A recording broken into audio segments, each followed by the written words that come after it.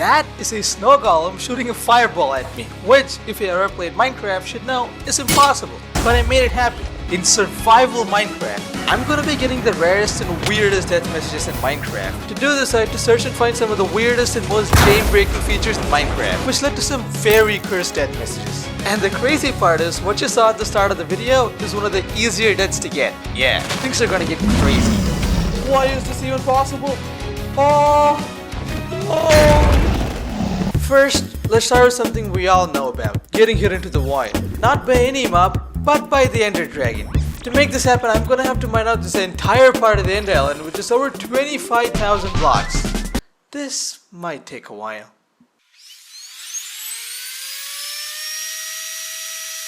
Okay, this is taking so much more longer than I expected it to. So, to make this faster, I got a lot of TNT. 2 shulkers full of them to be precise. A moment of silence for all the creepers who were killed for this. May your souls rest in peace. Anyways, I mined out the whole area.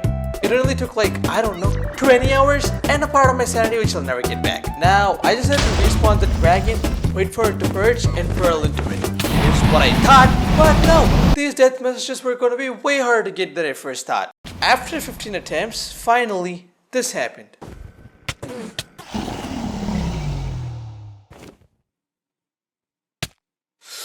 Yes!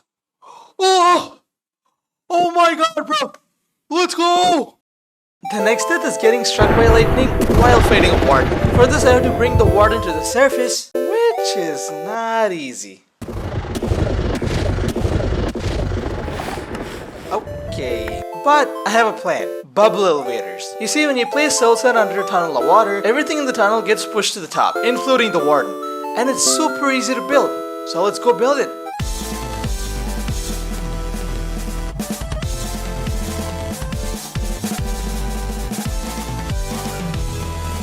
Now that the easy part is done, let's move on to the hard one, lowering the warden into the elevator. Here's my plan to do that. The Shrieker is over there, which means that's where the warden will be spawning, and I'll be standing over here, waiting for it to start chasing me. Then I'll run towards the elevator and turn and run inside this tunnel, which leads to the other side of the elevator. Now the warden will sense I'm over there and rush towards me. But since he's kinda stupid, he'll just run into the elevator and get shot up to the surface. A flawless plan.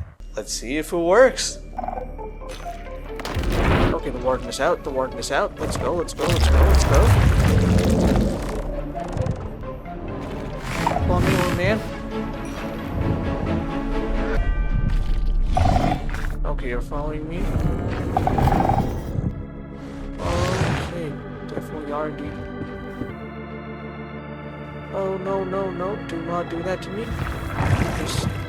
Did he go up? He did. Let's go! Luckily for me, I don't have to wait around for a thunderstorm, because right when the warden got to the surface, a thunderstorm started. Tell me that's not a dramatic entrance. The warden has got to be a light skin. Treat me like white teeth, don't get me dirty. Well, thanks to the warden's light skinness, I was able to get the death message right away.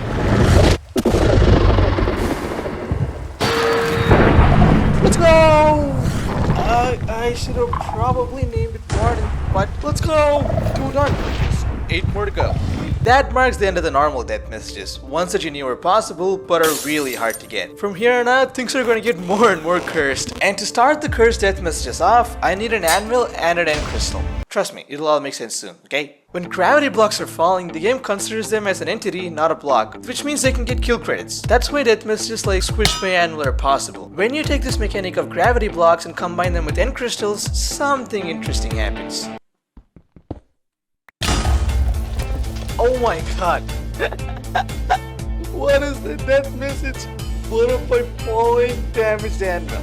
Next up is what you saw in the intro, getting fireballed by a snow golem. To understand how this is even possible, we have to first know what makes fireballs so special. Fireballs are the only projectile in Minecraft that can be redirected by the player in a different direction after they're shot. I'm pretty sure you already knew that, but what you probably didn't know is that projectiles shot by mobs can also redirect fireballs. And when that happens, the mob that shot the projectile gets the kill credit for the fireball. I'm gonna try to do that with snow golems. For this, I need a ghast and snow golems. A lot of snow golems. Getting stuff to make the snow golems was really easy. but getting the ghast was a completely different story. You see, I need the ghast and snow golems to be very close to each other. But since snow golems die literally right after they respawn in the nether, not only do I have to trap the ghast, I have to bring it back to the overworld.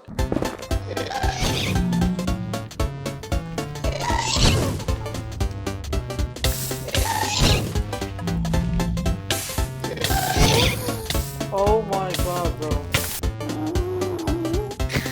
No!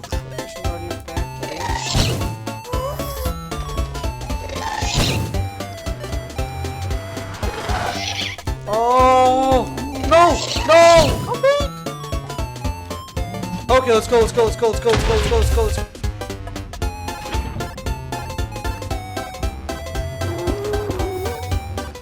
Oh! That took way too long. Like 6 hours long. It would have been much faster if I didn't mess up the first 2 times, but we don't talk about that.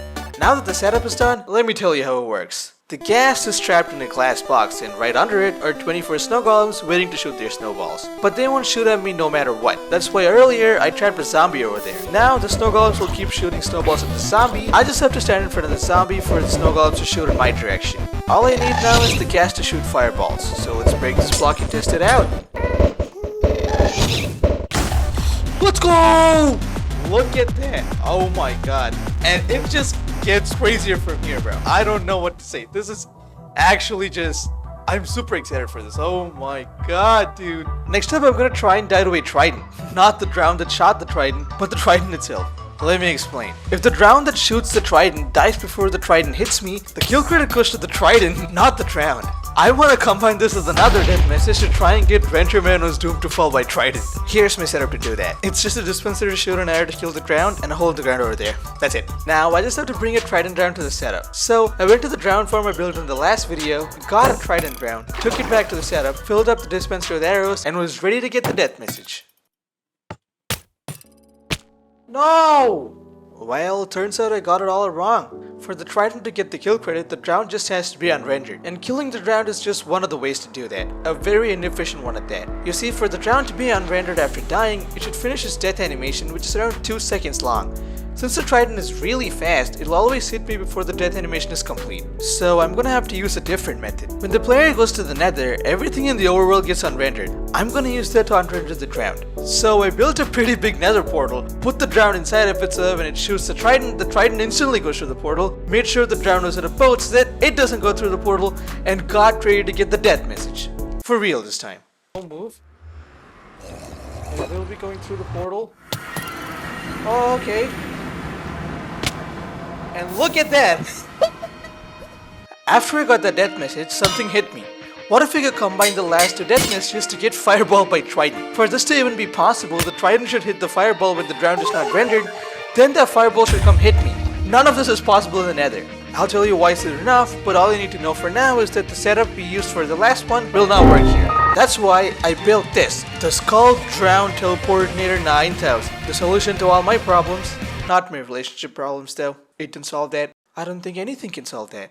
Anyways, here's how it solves all my other problems. The calibrated skull sensor will activate and send a signal to the dispenser the moment the drown throws a trident. The lecture and comparator in front of it will make sure it doesn't respond to any other sounds. Once the dispenser receives the signal, it'll light up the nether portal thanks to the flint and steel I put inside of it, sending the drown to the nether, thereby unrendering it. All of this happens in under a second. Now that we've solved that problem, let's move on to the next one. Making sure that the trident hits the fireball. For this, I have to freeze the fireball in one place for long enough for the trident to hit it. This might seem impossible, but I somehow found a way to do it, using bubble elevators. So I have to build a bubble elevator, chuck some snowballs into it, and wait for the gas to shoot its fireballs. When the fireball hits the snowballs, it gets redirected downward into the bubble elevator. But the bubble elevator doesn't like that, so it pushes it back up. The fireball still wants to go down, so it keeps trying, but the bubble elevator just keeps pushing it back up. This goes on for a while until the fireball just gives up and just stays in one place. Now, we just have to get the trident to hit it. What? Well, I assumed the fireball would go in the direction the trident was headed in. But I was wrong. It goes in a random direction. I tried again a few more times, hoping I'd just get lucky. I did not get lucky. But I noticed a pattern, I think. I'm not sure. So I went to a test world and tested some things, and turns out I was right. The fireball doesn't go in a random direction. It always goes in the opposite direction the trident was headed in.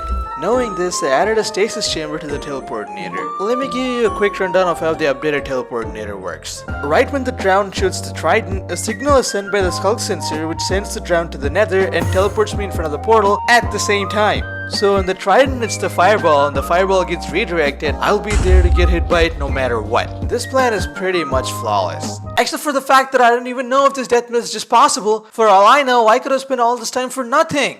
Well, there's only one way to find out. Let's do this. We leave. Let's go! Oh my god, dude. It took so long.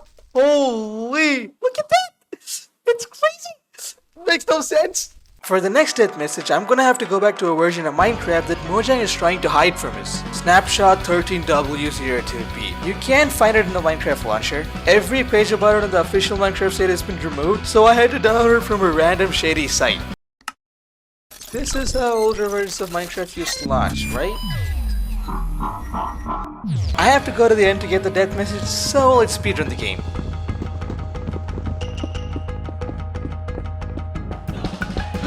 Diamonds! Let's go!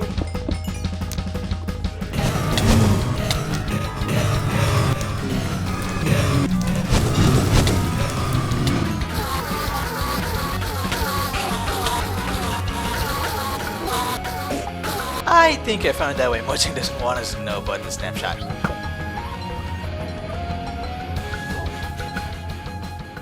Okay, so now that I'm finally in the end, I just have to pillar up, place some water, and shoot myself.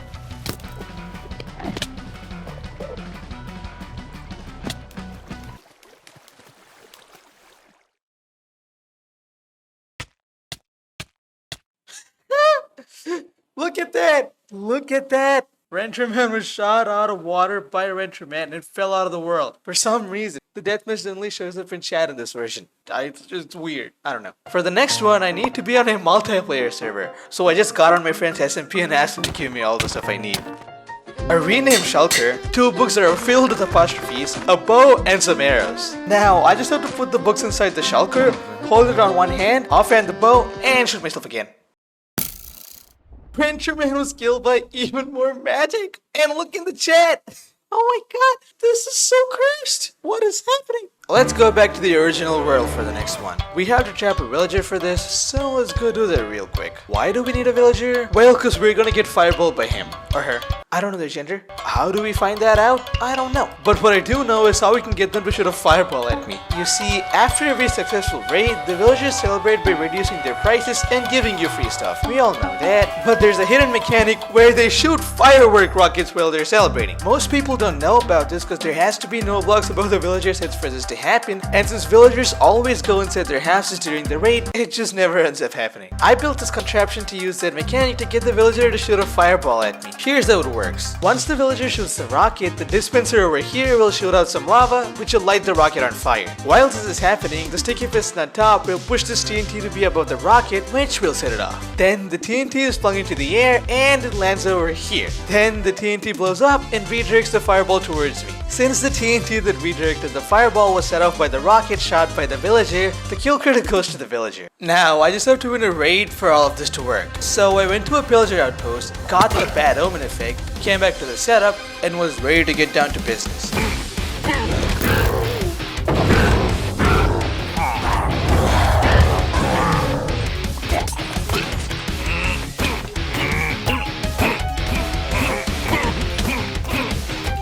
I killed every single pillager in all 7 waves and got in position. Here it is. Oh! Oh my god! That's crazy! Holy! Let's go! Finally, it's time to get the hardest death message in Minecraft, getting hit out of the world border by the Ender Dragon. For this I have to travel 30 million blocks to get to the world border and bring the Ender Dragon to the overworld. Both of them are incredibly hard to do. First, let's tackle going to the world border. We can reduce the blocks we have to travel from 30 million to 3.75 million by just traveling in the nether. And by going to the nether roof, we can travel in a straight line with no obstacles. Even while doing all of this, if I decide to run all the way there, it'll take over 200 hours. I can't leave the world while I'm doing this, so I have to be on my computer for 200 hours straight, which means I can go at it for a whole week. Wait a second. That's a normal week for me. But that's still way too much time, so we need to find a faster way to get there. And that's where horses come in. Horses can go as fast as 14 blocks per second. This means by riding them, we can get to the world border in like 74 hours, which is not bad. But here's the problem with horses. Not all of them are fast. So I built this machine to measure the speed of the horses and started breeding them to get the fastest one. After a few hours, I got it. A horse that travels 14 blocks per second. I even gave him a name. I named him Mustang. I also brewed some speed pods to make the travel faster. Next, we have to bring the dragon to the overworld. To do this, I have to kill the dragon first, and having a huge hole in the middle at the end is gonna make that 100 times harder. I got knocked into the void by the dragon and lost all my stuff. I did go back and kill the dragon, but losing all my stuff made things I had to do from here on out so much more harder. Next, I have to go up to White 200 and build this weird looking pattern up there. This will glitch out the dragon and the dragon will get stuck in one place. Now, we can move the dragon using a piston and some blocks. We have to move it into a gateway so that it gets teleported to the outer ends. When this happens, a new dragon will spawn. I have to kill this dragon, then go to the outer ends and follow the old dragon to the main island. This dragon is still glitched, so when it goes to the center to perch, it'll get stuck again. Now, using pistons, we can push the dragon through the exit portal. Even though it looks like nothing has changed, we should actually have a dragon in the overworld. Now that the dragon is in the overworld, it's time to start our journey to the world border. It took me over 3 real-life days, but I finally got there. I then built a contraption at the literal edge of the world, which will teleport me there whenever I use this fishing rod. Then I traveled for another 3 days to get back to spawn where the dragon is at, and prepared myself to get the hardest death message in Minecraft. Oh, dude, let's go! Oh my god! Oh my god, look at that! Renderman left the confines of this world while fighting the Ender Dragon. Oh, holy dude, that is so awesome. Let's go!